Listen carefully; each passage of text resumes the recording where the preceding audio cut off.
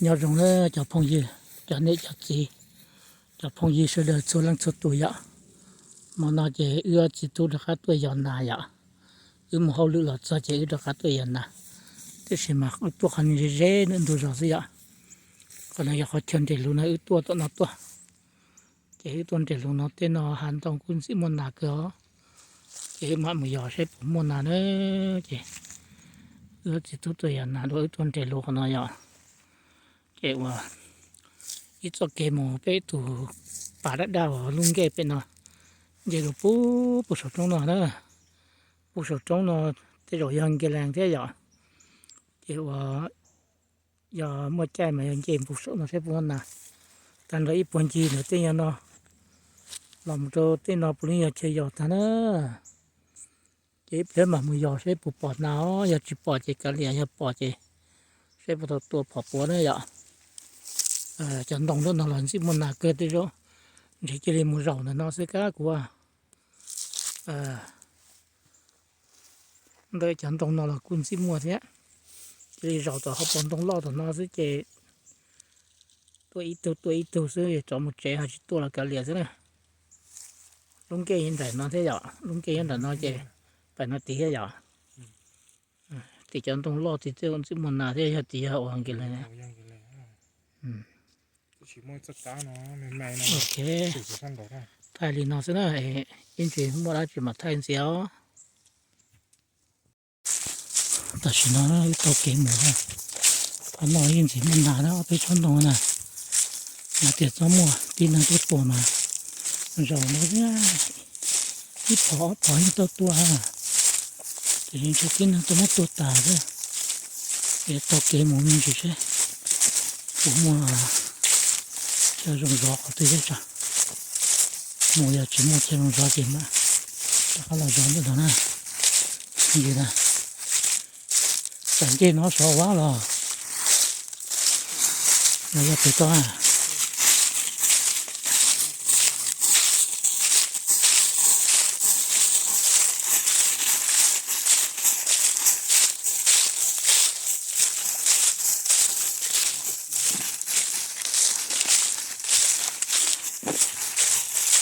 chạy là tay người thô nó hả sao lâu làm được dạ chưa hả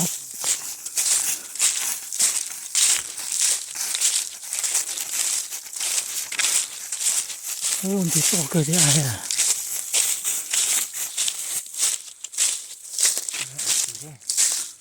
nó thế à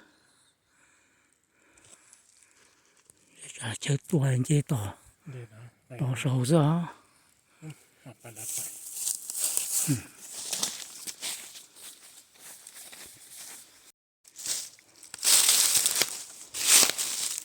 nó nằm nó lư lọ nó tuần trà nè nó lư la của nó tuần trà nè tên đồ nó dịp mà nạc cơ tên đồ nè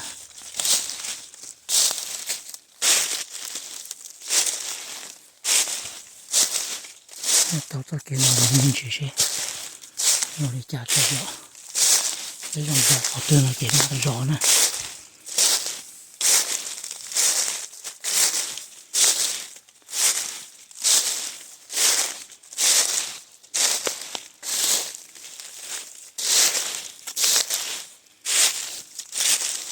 cái này là tí năng mà lưới ló thế nào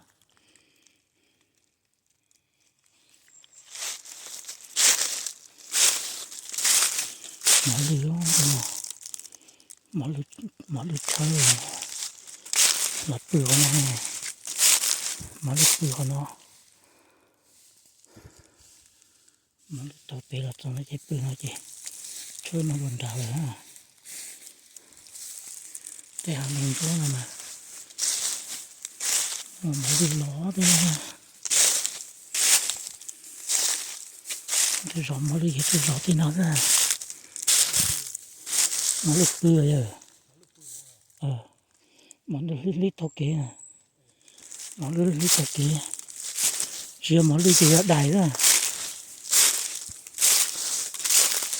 cái đài thế này nó hàng nông trong đầu chứ à ô lý thế nào này à thế nào mà lư lý à mà lư lý gì nào mà lư lý gì nào cái nó đồn đà hơn chưa nó đồn đà tao rong to chứ thì thế rồi mà chỉ có tụi phơi là xin trâu nó chỉ có ô chỉ hàng ô chỉ là xin trâu nó lý tao kê ra nha mà lư thế à tôi rồi nó sẽ tao mà lư tua cái gì nó là chỉ bỏ mà chỉ dây đông chỉ bỏ nha ये पौधे nhân cá tôi thấy gió cơn cầu thì có lần gió nào mà có gió mà thấy một lửa họ cho kê bài gió bài tỏ rồi họ thế này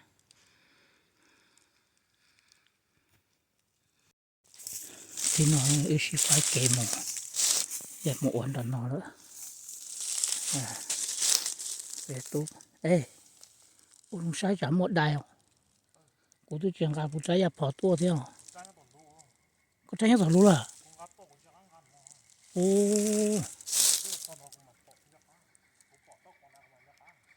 một đài của xã tên nói nặng đài không mà sai ra ok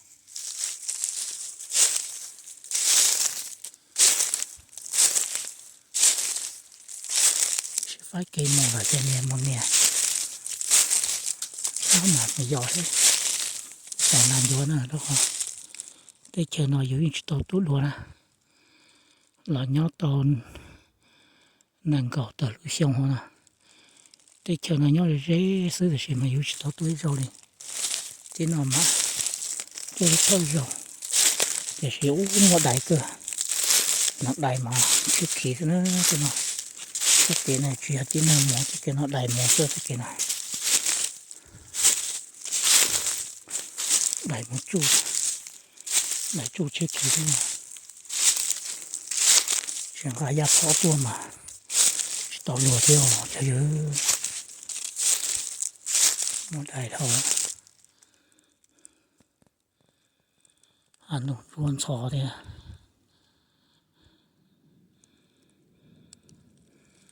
làm mà mình sẽ tiếp rồi đây nó đi chả cho mình sẽ có chỉ một lão của xã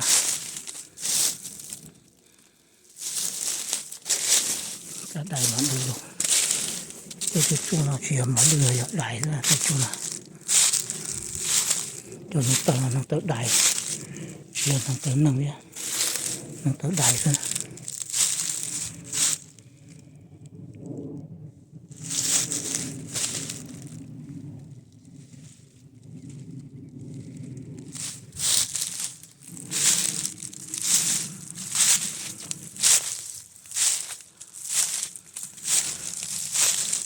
đi tiệt thì nó chỉ bỏ thì mà lưu lý lại đại lý ở theo chó bỏ đi nó này cái rồi mà lưu nữa cho lý này mà lưu nữa đại mà đại chỉ lý nó đại mà đại đôi trả thế khơi mổ thế có một chiếc trò mà đại nó chiếc trò đấy thì gì đây nó giờ mà lưu xuống nó thì là chỉ ở đại nè đây là lưu là trò cho nó này thế nào mà giờ mà lưu con cầu thế nè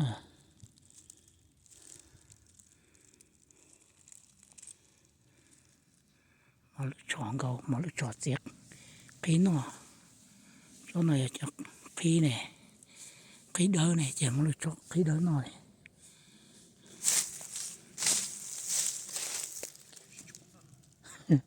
cái chỗ nó mà lý thế nó lý thế à nó giờ mà lý à chuyện đại à họ cho lý nào cứ phải kể để xem máu cho kể nó là cái chỗ nó chứ cái tôn đã tôi chuyển nó cũng tôi chuyển nó thế này mà lý vào